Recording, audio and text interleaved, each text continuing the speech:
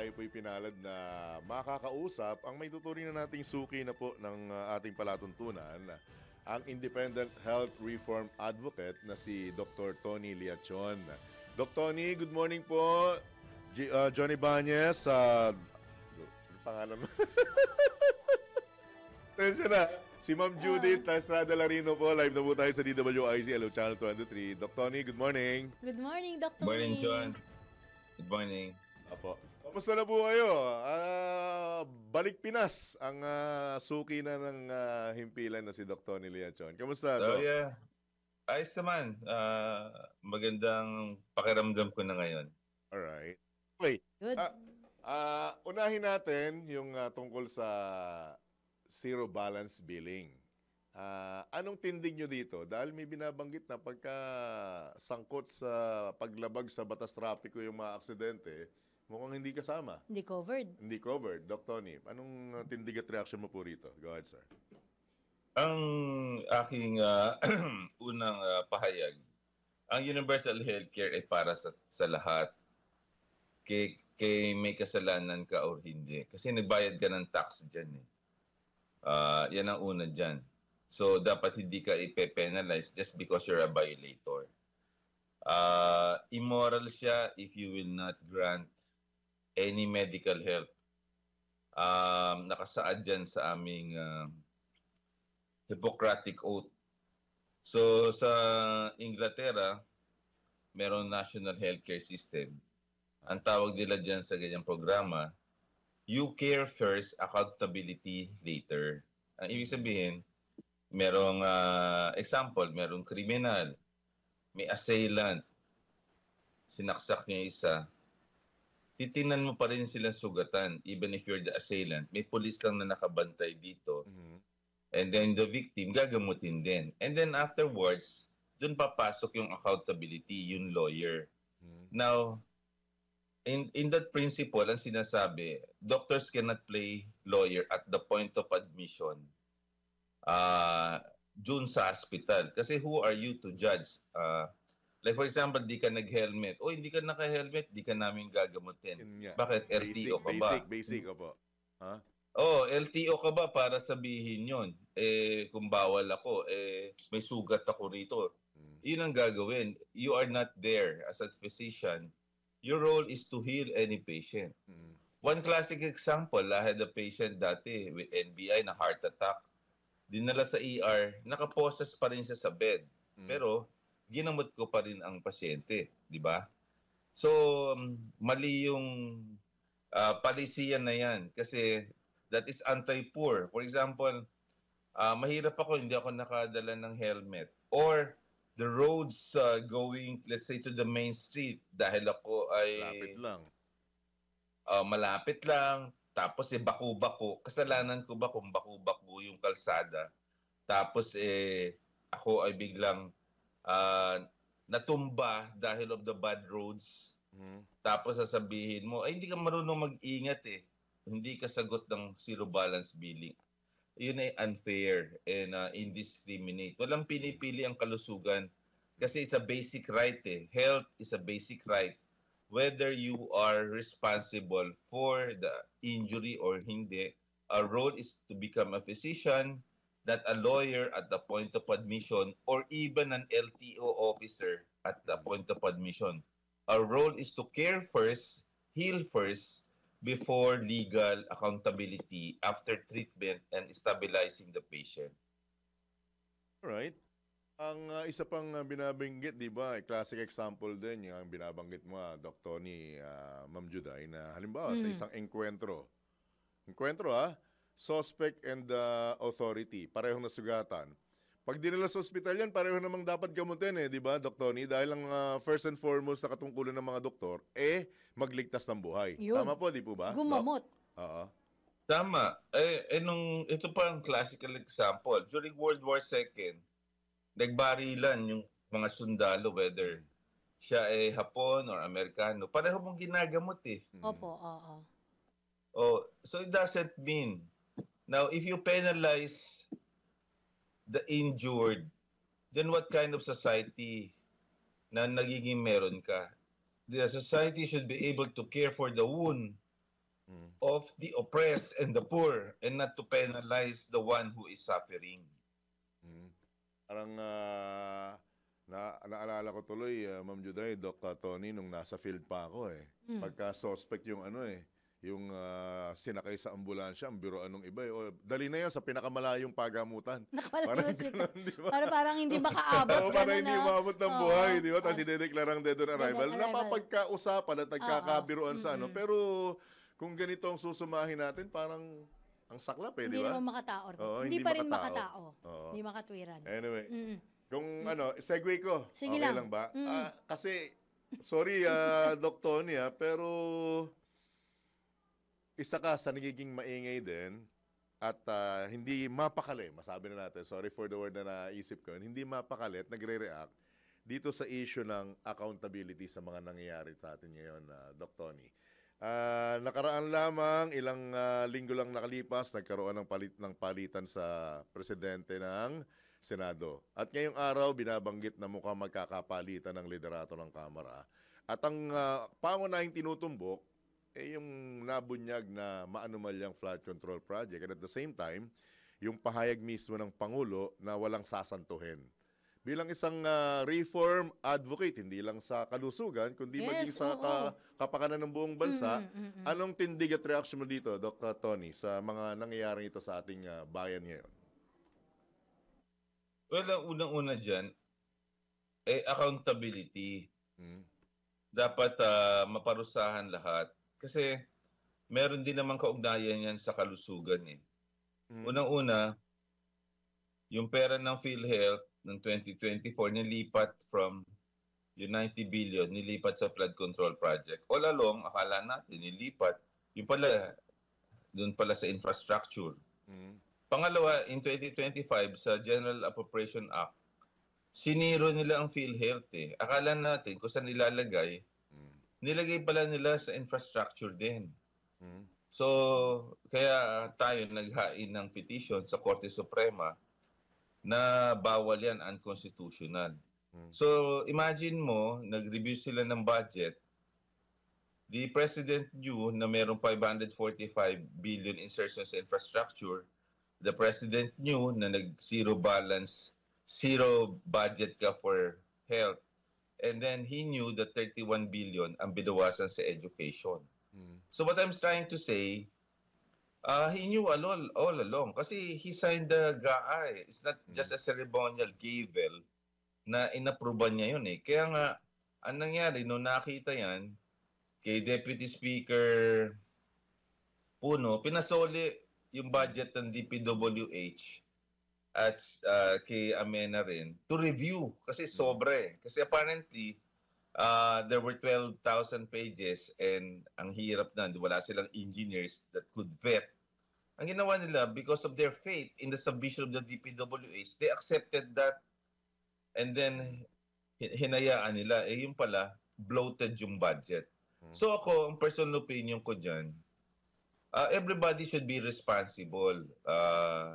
The Speaker, the Senate President, the Finance Committee at the Senate, the Appropriations Committee right now in the States apparently sick at nagsisik na medical attention, should be able to explain why bloated. And according to Senator Lacson, it's the worst budget ever in Philippine history.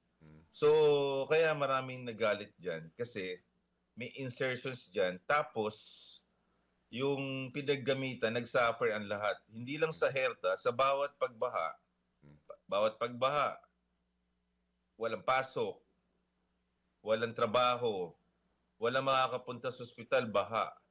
Or kung may makapunta man, may dengue. Or May leptospirosis. Aha. Oo, kaya nga ang tawag dyan, leptospirosis Kasi ginamit nila yung pera for the substandard projects. Dahil ninakaw nila yung pera para doon, nagkaroon ng leptospirosis. Kaya ang tawag leptospirosis And it is affecting everyone. At nung nagtatlong bagyong sunod-sunod, yung Damian, Emong, Pabian, talaga doon nahalata na walang flood control project. And then sinabi ng Pangulo, mahiya kayo. Tapos naglabas siya ng mga kontraktor, nag-privilege fee si Senator Lacson, and then nagalit uli, and then naglabas ng ICI, Independent Commission for Infrastructure. Ang kataas-taasan, masama ang liderato ng Pangulong Bongbong Marcos. At aminin na natin in another show, according to Secretary Babes Singson, hindi mapipirmahan ang GAA kung walang imprimatur ang Speaker of the House and the Senate President. Kasi bago pumunta sa kanya yon, may BICAM. After the BICAM, ipe-present sa kanya yon. Eh yung economic managers niya, hindi siya tinuruan ng gusto. May DBM dito, tapos may si Secretary Bersamin, si Bonoan. Si Bonoan pala, nasa kanya yung padded eh. And then pinirmahan December 30. Tandang-tanda ko yan kasi nagreklamo ako na zero subsidy. So, in fact, na-interview ako dyan. So, bakit babawasan nun? And of course, they justified na sobra daw ang budget daw ng PhilHealth. So, nag-file ako sa petition sa Supreme Court not to give the money dahil yan allocated or earmarked for health. Taon-taon na 70 billion. But they gave zero. Apart from the 89 billion na kanilang nilipat at nilagay nila sa unprogrammed appropriations sa National Treasury. Wow. So, this is really a big blow to the country kasi na-expose ang corruption dito at a level na nagalit na ang mga tao that will lead to a rally this coming Sunday. Po. Ganyan ang nangyari dito. Po. What about itong pagkatatatag mismo ni Pangulong Marcos Jr. ng Independent Commission for Infrastructure? Will it suffice or okay na ba ito para ikangay patunayan na talagang desidido siyang papanagutin ng mga taong sangkot sa sinasabi nating anomalyang ito na sumampal sa pagmumukha ng bawat Pilipino, Dr. Tony? Ako'y payag dyan. Ako payag is a parallel discussion na may Blue Ribbon Committee na sa pinangungunahan ni Senator Lacson para mapadali. The composition naman ay impeccable. So I respect Justice Andres Reyes, Secretary Babes, the SGB group of companies na mag-accounting auditing. And unlike the special advisor, because of the police investigator skill at siya nakakaalam, that will hasten the investigation. And knowing the integrity of these people, plus Secretary Vince Dizon, I think mapapadali. And the documents to be presented to the Blue Ribbon should be submitted also to the Independent Commission so that mapadali. Kasi I think it's correct because you know naman in the Senate and the lower house, ang tendency nila is to dribble because of the drama and the theatrics. Ang tagal eh.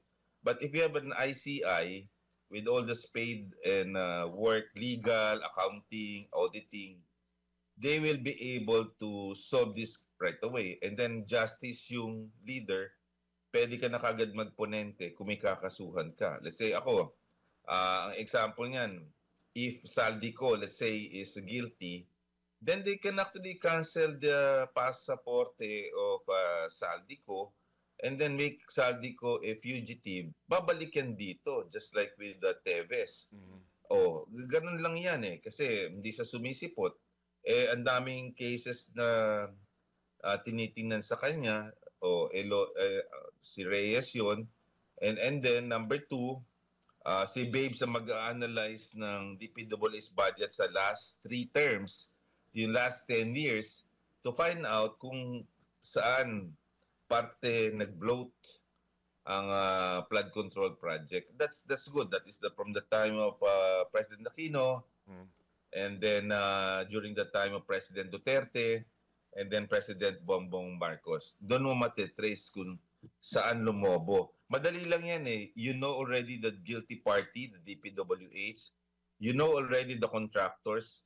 Now, dun sa 545 billion insertions, you will be able to find out lang kung sino nag-insert na mga congressman or senador. Ang dali lang nun. Ang dali lang nun. Kaya I think ito mga 30 days tapos na to.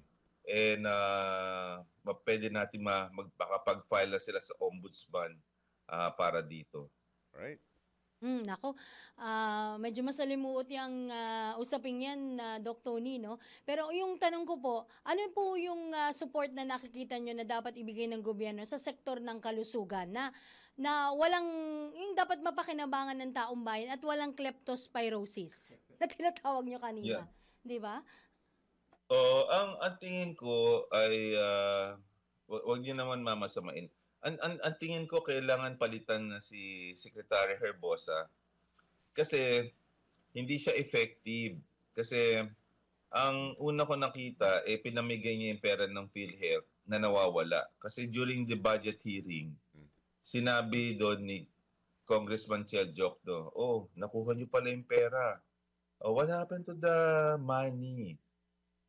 The 30 billion po, Congressman, went to the payment of the health emergency allowance. So, Secretary Bosa, what happened to the 60 billion?